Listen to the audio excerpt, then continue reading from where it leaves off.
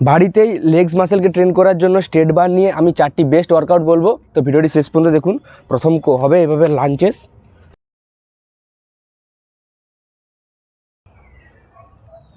এভাবে আপনারা এইভাবে দুটি পায়েই 15টি করে 3টি সেট কমপ্লিট করবেন। সেকেন্ড করবেন স্কোয়াড।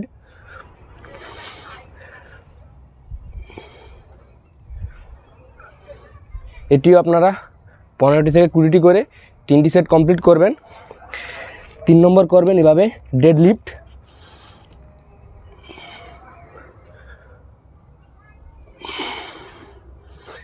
এটি আপনারা 10টি থেকে 12টি করে 3টি সেট কমপ্লিট করবেন।